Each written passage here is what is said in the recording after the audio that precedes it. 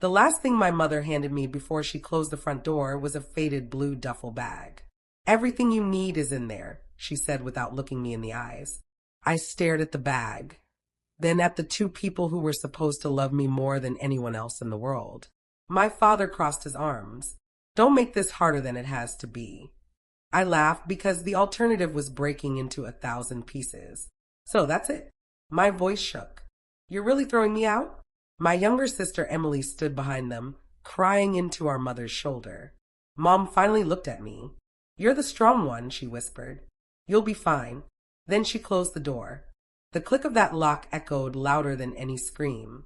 I stood on the porch of the only home I'd ever known with one bag, $37 in my pocket, and nowhere to go. I was 18 years old. The neighbors pretended not to watch through their windows. My phone buzzed. I looked down, hoping, praying. One of my parents had changed their mind. Instead, it was a text from Emily. "I'm sorry." 3 words. 3 tiny words that couldn't stop my entire life from falling apart. I typed back. "Why?" The typing bubble appeared, then disappeared. No answer ever came. I picked up the duffel bag. It felt heavier than it should have, like it was carrying every broken promise my parents had ever made. As I walked away from the house, I turned around one last time. The curtains moved. Someone was watching me leave. Nobody came outside. Nobody called my name. Nobody stopped me. That was 12 years ago. Today I'm 30 years old. I'm standing outside that same house again. Only this time, they're the ones begging me to open the door. And for the first time in my life, I have the power to say no. But before I tell you why they came looking for me after pretending I didn't exist for over a decade, you need to understand how a family can slowly convince one child that love is something she has to earn while giving another child everything for free.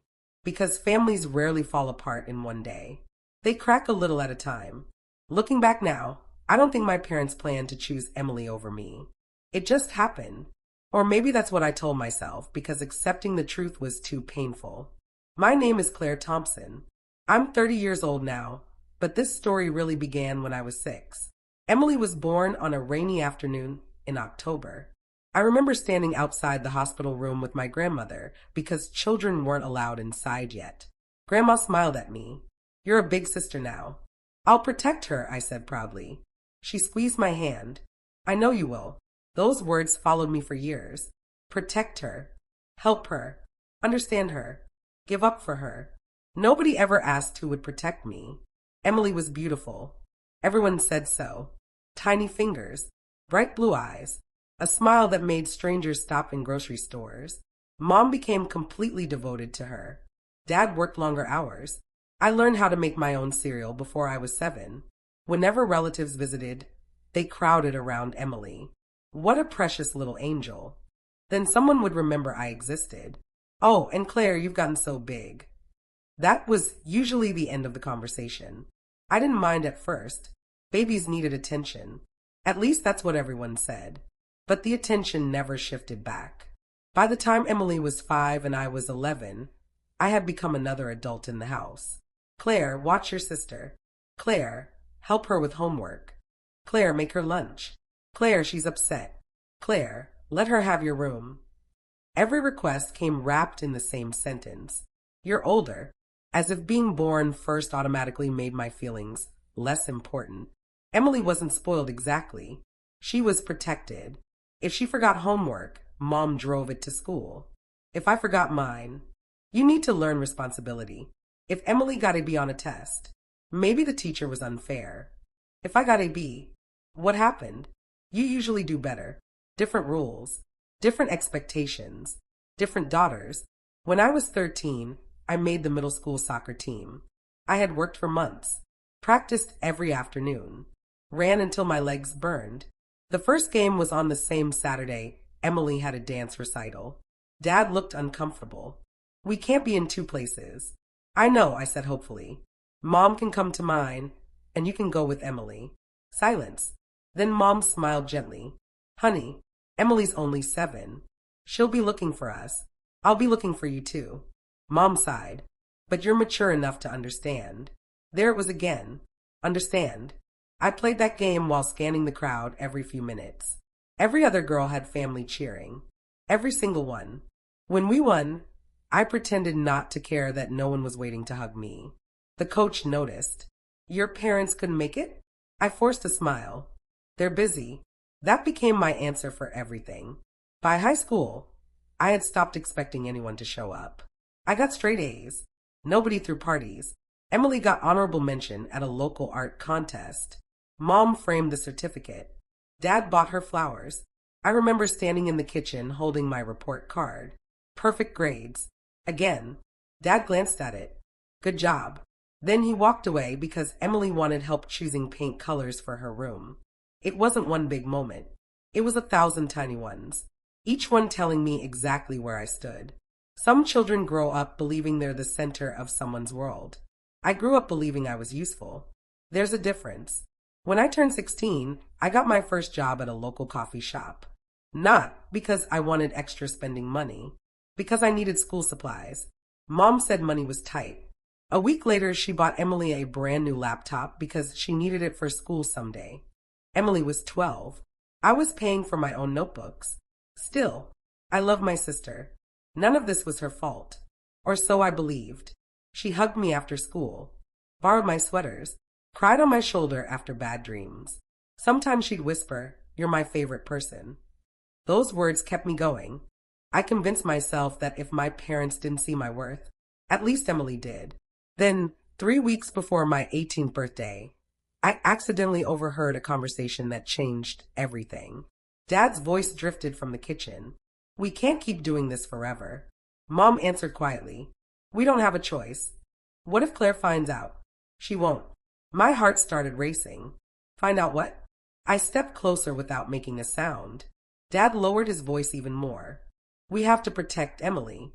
Mom's answer sent ice through my entire body, even if it means losing Claire. I froze. My own parents were talking about sacrificing me.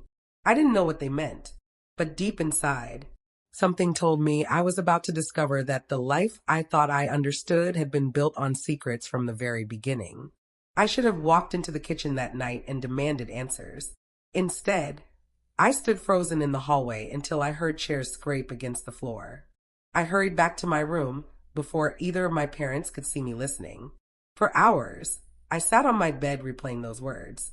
We have to protect Emily, even if it means losing Claire. Losing me? What did that even mean? I tried to convince myself I had misunderstood. Maybe they were talking about money. Maybe Emily had gotten into trouble at school. Maybe I had heard only part of the conversation. But my stomach knew better. Have you ever had that feeling that something you've believed your whole life is about to collapse? Like standing on a frozen lake and suddenly hearing cracks beneath your feet? That was exactly how I felt. The next morning, I walked downstairs pretending everything was normal. Mom was making pancakes. Emily was laughing over something on her phone. Dad was reading the newspaper like it was any other Saturday. "Morning," Mom said with a smile. It amazed me how easily she could smile. "Morning." She placed 3 pancakes on Emily's plate. I got one. It wasn't about the pancakes. It was never about the pancakes. It was about being reminded every single day that someone else always came first. Dad folded the newspaper. "Claire, have you thought more about college?" "I got accepted to State University." "I know. They offered me a scholarship." Mom barely looked up. "That's nice. Nice. For years of hard work. Late nights. Perfect grades. A scholarship no one else in my class received. And all I got was, 'That's nice.'" Emily suddenly smiled. "I got the lead in the school play." Both my parents lit up instantly. "Oh, sweetheart. We're so proud of you." Dad actually stood up to hug her. I quietly carried my plate to the sink. Nobody noticed I had stopped eating. A week later, things became even stranger. Mom began asking odd questions. "What time do you get off work? Who are you meeting after school? When will you be home?" She had never cared where I was before. Now she wanted to know every detail. One evening I came home 20 minutes late because my manager had asked me to stay and help clean. Dad was waiting in the living room. "Where were you?" "At work." "You should have called." I stared at him. "You've never cared before." His face tightened. "Just answer the question." Something wasn't right. The house felt different. Everyone acted like they were waiting for something, or hiding something. Then my birthday arrived.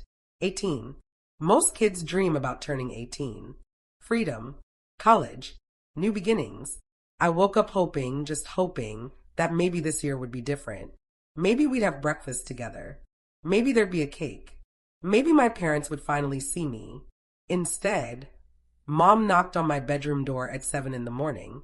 Can you come downstairs? Her voice sounded strangely formal. When I entered the living room, both of my parents were sitting on the couch. Emily stood near the fireplace, crying.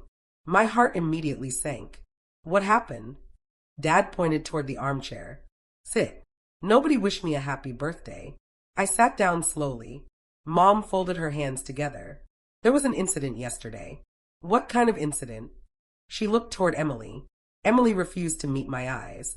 Dad cleared his throat. Emily's bracelet is missing. I blinked. Okay. It disappeared after you borrowed her room yesterday. I frowned. I didn't borrow her room. You went in there to return her headphones. Dad nodded. And afterward, the bracelet disappeared. I laughed. You think I stole Emily's bracelet? Nobody answered. The silence was louder than words. I looked at Emily. Tell them. She finally looked up. I couldn't find it. Emily, did you tell them I stole it? Tears rolled down her cheeks. I don't know. My chest tightened. You don't know. Mom sighed. Claire, if you made a mistake, this is the time to admit it. I actually smiled. Not because anything was funny, because my brain couldn't process what was happening. You think I stole from my own sister. Dad's jaw clenched. Just tell us where it is. I don't have it. Emily suddenly burst into louder sobs. I love that bracelet. I turned toward her. Emily, look at me. She wouldn't. Please. Nothing. Dad stood. That's enough. I stood too. No, it isn't enough. I looked at each of them. You seriously believe I'd steal from this family? Mom rubbed her forehead. We're trying to give you a chance to be honest. I am being honest. My voice echoed through the house. For a second, nobody spoke. Then Dad pointed toward the staircase. Go to your room. I'm not 5. Go. No. His face turned red. You've become disrespectful. I've become tired. Mom started crying. I don't understand what's happened to you. I almost laughed again. What happened to me? I pointed around the room. My whole life I've babysat Emily. I gave up soccer. I worked to buy my own school supplies. I got a scholarship nobody cared about. I've done everything you've ever asked. And now, I could barely get the words out. You think I'm a thief? Emily whispered something. What? I asked. She covered her face. I'm sorry. Those words confused me even more. Sorry for what? Before I could ask, Dad ended the conversation. If the bracelet doesn't show up by tomorrow, there will be consequences. I stormed upstairs. I slammed my bedroom door so hard that a picture frame fell off my dresser. I spent the entire night turning my room upside down. Every drawer, every pocket, every backpack. I wanted to prove them wrong. The next afternoon, Mom walked into my room holding something in her hand. Emily's bracelet. She held it up silently. My heart leaped. Where did you find it? She didn't answer. It wasn't here before. Dad appeared behind her. It was inside your duffel bag. I stared at them. My what? The bag you take to work. That's impossible. Mom's eyes filled with tears. We wanted to believe you. You planted it. The room became perfectly still. Dad's face hardened. Watch your mouth. You planted it. I never touched that bracelet. Emily suddenly screamed downstairs. I found it. Everyone froze. She came running up the stairs holding another bracelet. Identical. I left it at Sophia's house, she cried. I forgot. Silence. Mom looked from the bracelet in Emily's hand to the bracelet she claimed had come from my bag. 2 identical bracelets. One had supposedly been found among my belongings. The other had never been missing at all. Dad slowly turned toward Mom. Mom's face went completely white, because for the first time, even she couldn't explain how that first bracelet had gotten into my bag. And in that moment, I realized someone inside my own house wasn't just lying. Someone was setting me up. What would you have done if your own family accused you of something you didn't do? Have you ever experienced being blamed while the real truth was hidden? Share your thoughts and your story in the comments, and don't forget to tell us where you're watching from. Nobody spoke. Emily clutched the bracelet she had just brought home from her friend Sophia's house. Mom still stood frozen in my bedroom doorway, holding the identical bracelet she claimed had been found inside my work bag. Dad looked back and forth between the two. "What is going on?" he finally asked. I crossed my arms. "I'd like to know the same thing." Mom swallowed hard. They're exactly alike." Emily nodded nervously. "Grandma gave me two for my birthday last year. One silver and one white gold. I forgot about the second one."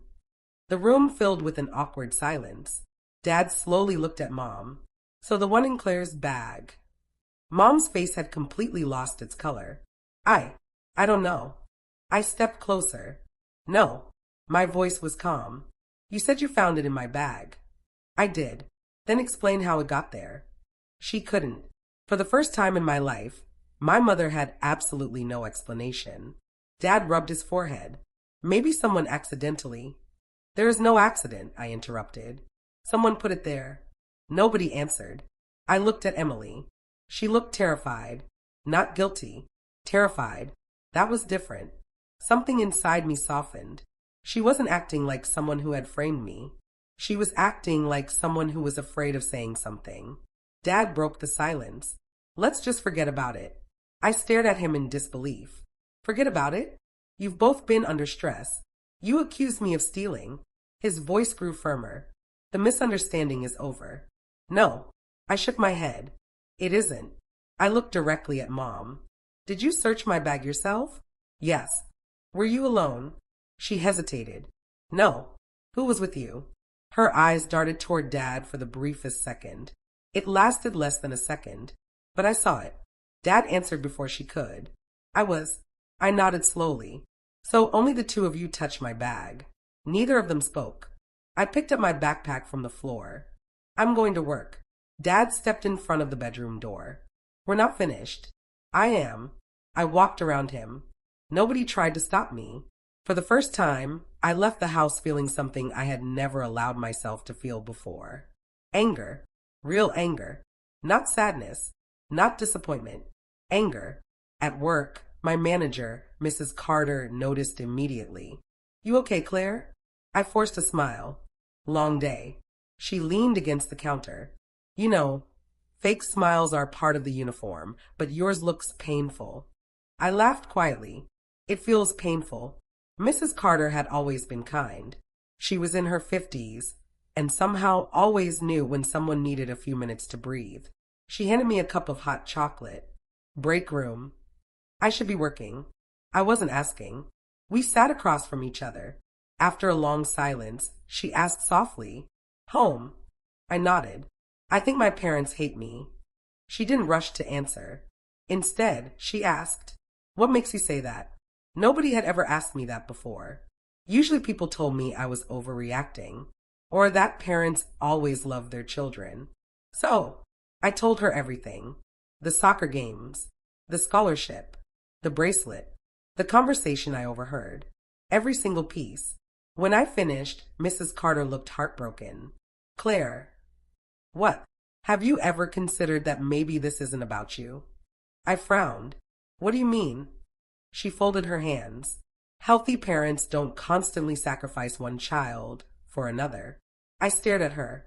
"If what you're saying is true, it isn't normal." Those words echoed in my mind for the rest of my shift. It isn't normal. I'd spent 18 years believing I simply wasn't enough. What if I had never been the problem? A few days later, something happened that made that possibility even harder to ignore. I came home earlier than expected because the cafe closed due to a plumbing issue. The house was unusually quiet. I heard voices coming from my parents' bedroom. The door wasn't completely shut. I wasn't trying to listen. But then I heard my own name. She's starting to ask questions. "Dad." Mom answered immediately. "We knew this day would come. We should have told her years ago." My heart started pounding. "Told me what?" Dad sighed heavily. "It would have destroyed Emily." Mom whispered. "And now it's going to destroy Claire." I moved closer without thinking. My hands were shaking. Dad spoke again. If she finds those papers. Mom interrupted him. I hid them. What if she searches? She won't. I stepped back before the floorboards could creak. Papers? Hidden papers? I waited until both of them left the room later that evening. Then I quietly slipped inside. I had no idea what I was looking for. Just papers. Important enough to hide. Important enough to lie about. I searched the nightstand. Nothing. The dresser. Nothing. The closet shelves. Nothing. Finally, I noticed an old wooden keepsake box on the top shelf. It was locked, but the tiny key was taped underneath, almost as if someone wanted easy access. I unlocked it. Inside were family photos, old birthday cards, insurance documents. Then, a large manila envelope. Across the front were 4 handwritten words. Confidential, do not discard. My hands trembled. I opened it. Inside were legal documents, hospital records, letters. Most of them had my parents' names.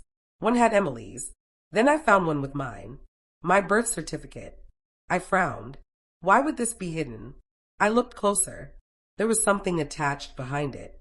A folded court document. I slowly unfolded the pages. The first line stole the air from my lungs. Petition for legal guardianship. Guardianship? My eyes raced across the page. Then they stopped.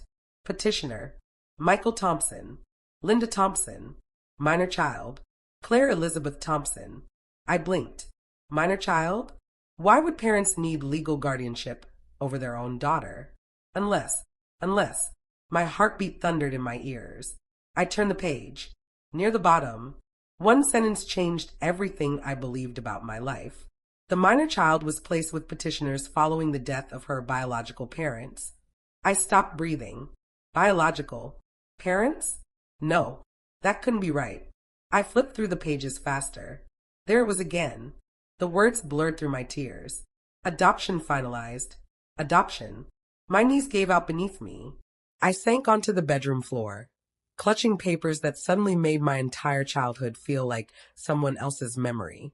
My parents weren't my parents. Every birthday, every Christmas, every family photo, every sacrifice, every rejection, every moment I'd spent wondering why they loved Emily more than me. She wasn't just the favorite. She was their biological daughter. I wasn't. Tears streamed down my face. Suddenly, footsteps echoed down the hallway. Closer, closer. Then Dad's voice came from the other side of the bedroom door. Linda. A pause. Why is the box open? The doorknob began to turn, and I was still sitting on the floor, holding the secret they had hidden from me for 18 years. Have you ever discovered a family secret that changed the way you saw your entire life? What would you do if you learned the people who raised you had hidden something this big from you? Share your thoughts in the comments. The bedroom door swung open before I had time to stand. Dad froze. His eyes dropped to the papers in my hands, then to the open keepsake box. For a second, neither of us moved. The silence between us felt sharp enough to cut. Mom appeared behind him carrying a basket of folded laundry. The moment she saw the documents scattered across the floor, the basket slipped from her hands. Clothes spilled everywhere. Her face crumpled. Claire. I held up the adoption papers with trembling fingers. My biological parents? My voice barely sounded like my own. You were never going to tell me? Mom covered her mouth. Dad slowly closed the bedroom door behind him. Sit down, he said quietly. I laughed through my tears. No, Claire. No. I stood so quickly the papers fluttered to the carpet. My entire life I've wondered why I was never enough. I pointed toward Emily's bedroom. Why she always mattered more. I looked back at them. And this is why. Mom rushed toward me. It isn't like that. I stepped back before she could touch me. Don't. The word came out colder than I expected. She stopped immediately. Tears streamed down her face. We always loved you. I shook my head. No. You raised me. You fed me. You clothed me. But don't stand there and tell me you loved me the same. Neither of them answered. Because they couldn't. The truth had been living in this house for years. None of us had been brave enough to say it out loud. Dad finally spoke. You deserve the truth. I folded my arms. I deserved it 18 years ago. Mom slowly lowered herself onto the edge of the bed. Her shoulders shook. Your parents. She took a deep breath. They were our closest friends. I stared at her. What? We met in college. Your mother, Sarah. Your father, Daniel. They were family to us. She wiped away tears. When you were 3 years old, there was a car accident. My chest tightened. They didn't survive. I couldn't breathe. Dad nodded slowly. You did. Everything inside me suddenly felt hollow. 3 years old. I had been too young to remember. Mom continued. There weren't any grandparents. No aunts. No uncles willing to take you. So we did. You were already calling us Aunt Linda and Uncle Michael. The court approved the adoption. I looked down at the papers. Somehow that part made sense. The documents. The legal process. The dates. But one question burned louder than all the others. If you love my parents. I looked straight into Dad's eyes. Why did you spend the next 15 years making me feel unwanted? Neither answered. The room became painfully quiet. Finally, Dad sat down. His voice sounded older than I had ever heard it. Because we failed. I frowned. What does that mean? Mom buried her face in her hands. It wasn't supposed to happen. What wasn't? Dad closed his eyes. When Emily was born, she became very sick. My heart skipped. What? Mom nodded. She had a rare immune disorder. The doctors weren't sure she'd survive. I glanced toward Emily's bedroom. She had never mentioned being sick. Dad continued. For almost 2 years. Every moment of our lives revolved around keeping her alive. Hospitals, specialists, treatments. We were terrified. I swallowed hard. So you forgot about me. Mom immediately shook her head. No, we depended on you. I laughed bitterly. That's somehow worse. Dad lowered his head. You were so independent, so mature. You never complained. I couldn't stop the tears. I was a child. I shouldn't have had to. Those words hit the room like broken glass. Mom began sobbing openly. I know. I've replayed it 1,000 times. But once Emily recovered, Dad continued quietly. The pattern never changed. You kept taking care of yourself, so we kept expecting you to. And Emily needed protecting. I shook my head. No, you chose to protect her. There's a difference. Nobody argued. Because there wasn't. I looked toward the bedroom window. Everything suddenly made horrible sense. The soccer games, the forgotten birthdays, the scholarships, the bracelet, every excuse, every disappointment, every sacrifice. It wasn't that they didn't notice. It was that they had convinced themselves I could survive without them. Because I always had. Mom whispered. We thought you understood. I looked back at her. I understood one thing. She waited. I understood I wasn't your daughter. Her face broke. You were. No, you raised me. But somewhere along the way, you stopped choosing me. The next words came out before I could stop them. And maybe you never really did. A quiet knock interrupted us. Emily stood in the doorway. She had obviously heard everything. Her eyes were swollen from crying. You know. I nodded. She slowly walked into the room. I'm sorry. I sighed. For what? For all of it. She wiped her eyes. I didn't know they never told you. You knew I was adopted? She nodded. Since I was 10. I felt the floor disappear beneath me. 10. They told you. But not me. Emily nodded again. I begged them. My head snapped up. What? I begged them to tell you. You did. She burst into tears. They always said. She struggled to breathe. They always said they were waiting for the right time. I told them there would never be a right time. I stared at her. This entire time, I had blamed Emily, but she had been carrying this secret too. I tried to make them tell you, she whispered. They wouldn't listen. Mom started crying harder. Emily looked at me. I never wanted you to leave. Those words hit me harder than anything else that day. Because for the first time, I believed her. Then Emily said something that made my blood run cold. There was something else. Everyone turned toward her. Her face went pale. The bracelet. Mom looked confused. What about it? Emily swallowed. I saw who put it in Claire's bag. The room froze. Dad slowly stood. You what? Emily nodded. I was too scared to say anything. My heartbeat pounded. Who did it? Emily looked directly at our mother. Then she closed her eyes. It wasn't Claire. A long pause. It wasn't Dad either. Mom stopped crying.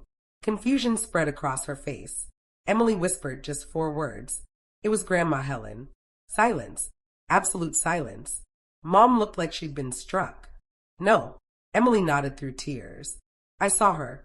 I thought she was helping you. I didn't understand. My mind raced. Grandma? The woman who constantly called me ungrateful. The woman who always reminded my parents that blood comes first. The same woman who visited every Thursday. The same woman who had been alone downstairs while everyone searched for the bracelet. She had framed me. But why? Before anyone could answer, the front doorbell rang. Dad looked toward the hallway. We're not expecting anyone. He walked downstairs. A few seconds later, we heard the front door open. Then, a woman's voice echoed through the house. Bright, cheerful, completely unaware that everything had just fallen apart. Michael, Linda, I baked your favorite pie. Grandma Helen. She had walked straight into the house, completely unaware that the secret she had hidden for years was finally about to catch up with her. Grandma Helen walked into the kitchen carrying a warm apple pie, smiling as if it were just another ordinary Thursday. I hope everyone's hungry, she called. Nobody answered. She looked around the room, confused. Then Dad stepped into the kitchen. His face was unreadable. Helen, he said quietly, come into the living room. She laughed. Why do you sound so serious? When she saw the expressions on our faces, her smile disappeared. What happened? Mom stood beside me with tears still drying on her cheeks. Emily couldn't stop shaking. I was clutching the adoption papers, so tightly they were bent at the corners. Grandma looked at me. Claire. Dad pointed toward the couch. Sit. For the first time in my life, Grandma Helen looked nervous. She slowly sat down. Dad remained standing. Emily told us about the bracelet. Grandma frowned. What bracelet? The one planted in Claire's bag. She blinked. I don't know what you're talking about. Emily stepped forward. I saw you. Grandma's eyes widened. You were in the laundry room. You opened Claire's duffel bag. You put the bracelet inside.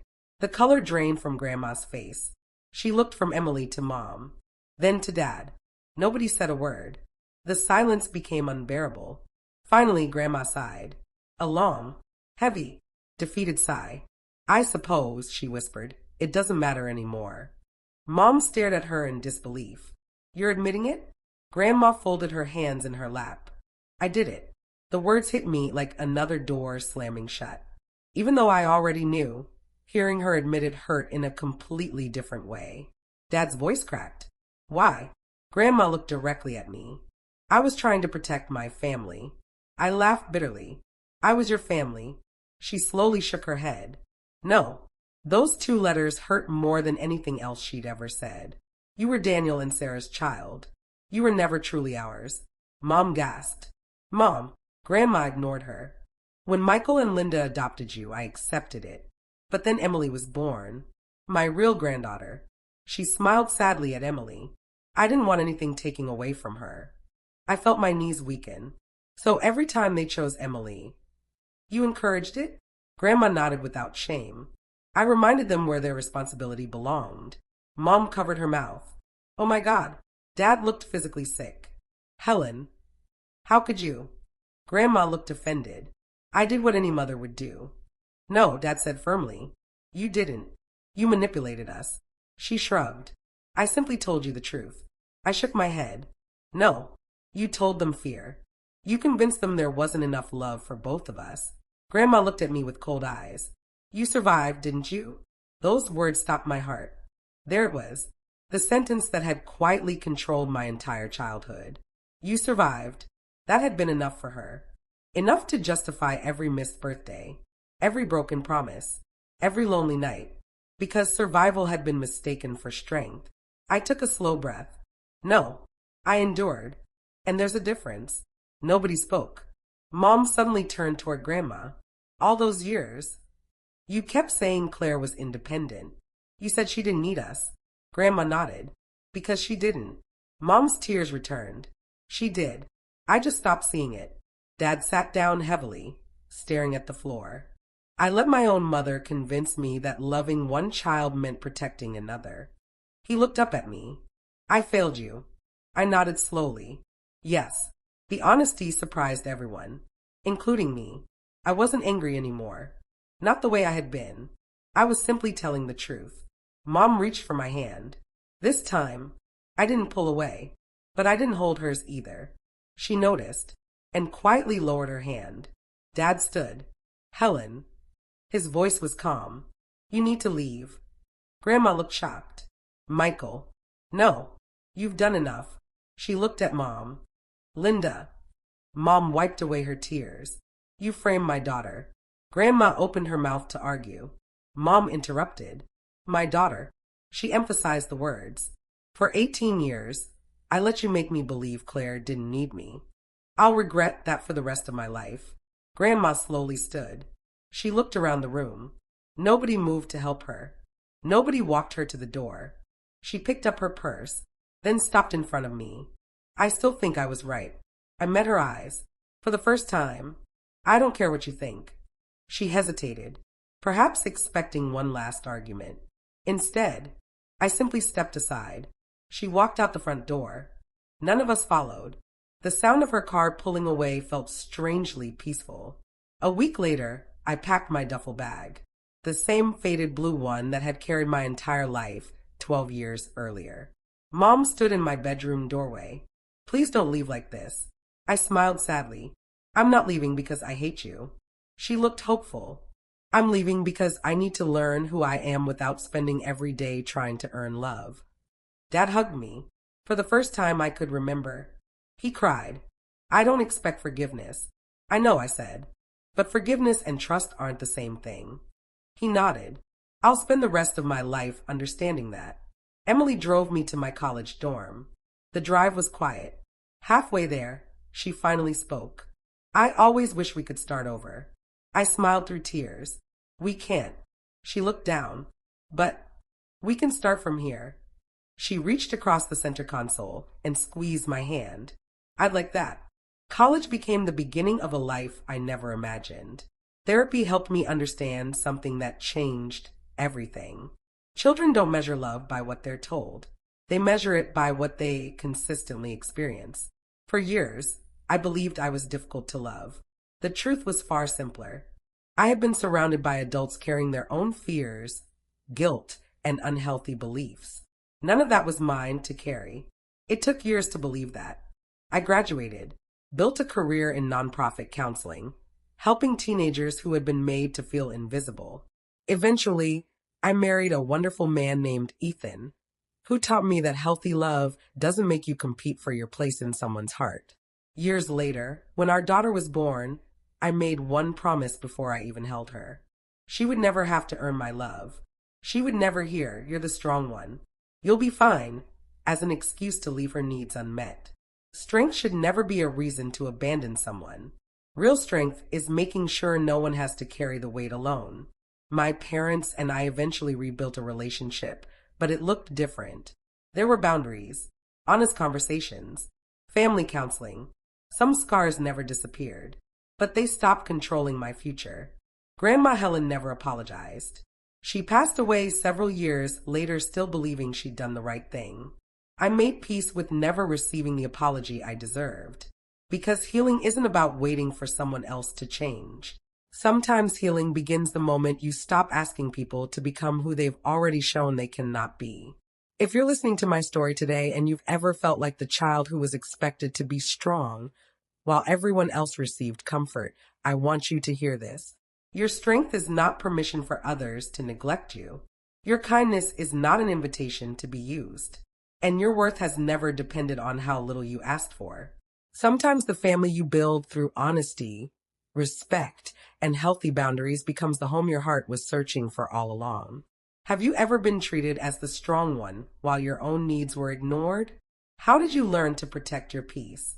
Share your story in the comments and let us know where you're watching from. Your experience might remind someone else that they are not alone.